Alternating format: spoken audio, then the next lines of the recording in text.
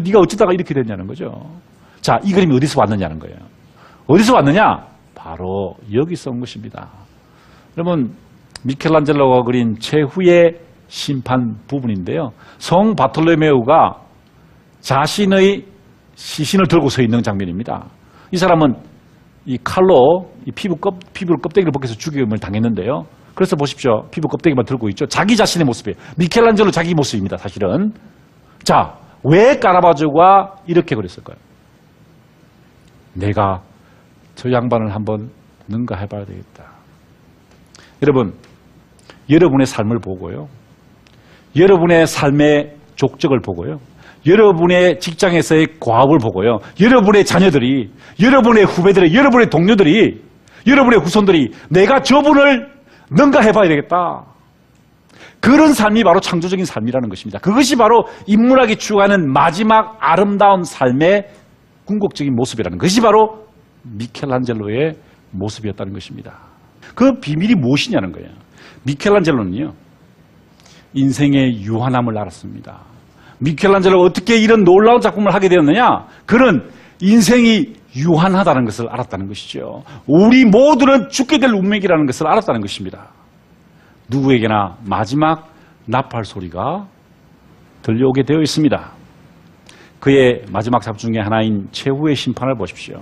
그 제일 중앙에 어떤 모습이 그려져 있습니까? 바로 죽음을 앞두고 있는 자기 자신의 모습을 그려 넣었습니다. 이 작품은 미켈란젤로가 자기 무덤에 놓기 위해서 조각하던 것인데요. 피렌체 피에타라고 합니다. 거기에 지금 뒤쪽에서 예수의 시신을 안고 있는 사람이 누굴까요? 바로 미켈란젤로 자신의 모습이었습니다. 그는 이런 대생을 남겼는데요. 그가 마지막 쓴 시 중에서 이런 시가 있습니다. 예수를 통해 이룩한 열정적인 환상은 나 자신과 형상을 위한 절대 권력을 만들었다는 거죠. 내가 유명해졌다는 것입니다. 사람들이 나의 작품을 보고 감동한다는 것이죠. 미켈란젤로의 피에타를 보고 다비드를 보고 천지창조를 보고 감동한다는 것입니다. 그런데 그게 다 의미가 없다는 것이죠. 왜? 우리가 죽음을 향해 나아간다는 것입니다. 마지막 순간에 도달한다는 것이죠. 누가 영원히 살 수 있습니까? 아무도. 이 중에서 저와 여러분 누구도 영원히 살 수 없습니다.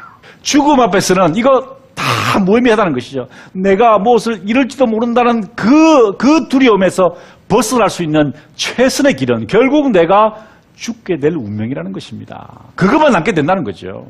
그러니 여러분, 우리는 어떻게 살아야 할까요? 무엇이 인문학적 삶입니까? 그러니 지금 여러분의 가슴이 뛰게 하는 것을 따라 행동하지 않을 이유가 하나도 없다는 거예요.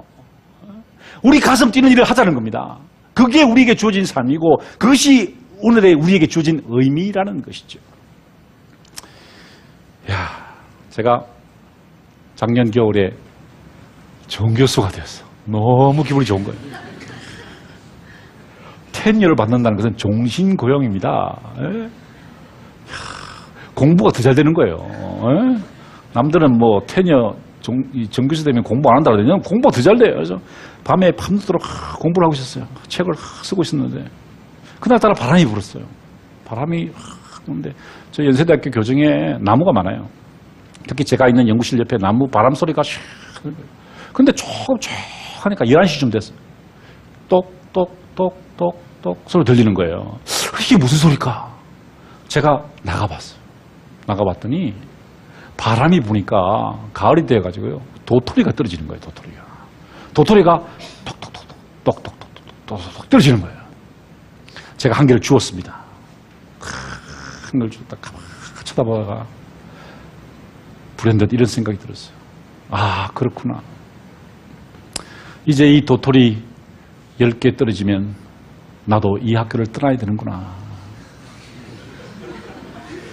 여기까지 허겁지겁 달려왔는데 막상 딱 도달하고 보니까 이제 도토리 10개 남았구나. 그래서 제가 그 도토리를 제 연구실 책장에 탁 올려서 볼 때마다 그래, 이제 9개 남았다. 이번 학기에도 도토리 더 떨어지기 전에 내가 하고 싶은 것, 내 마음이 뛰는 것, 그것을 향해서 열심히 뛰어보자. 여러분 어떻습니까? 도토리 몇 개 남았어요? 한 100개 남았습니까? 100년 동안 살 자신 있으세요? 50개? 30개? 10개? 그렇습니다. 마음 먹기에 달린 거죠. 예?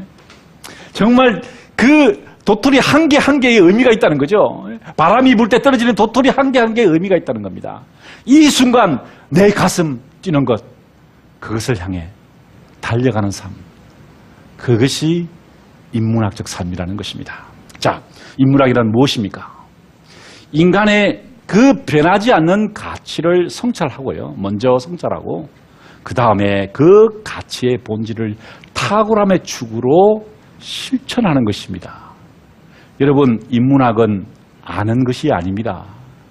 알면서 그치는 것이 아니라 행함으로 연결되는 것. 아는 것과 실천하는 것 사이의 간격을 줄여가는 것이 인문학이라는 것이죠. 기회를 통해서 함께 나누자는 것입니다.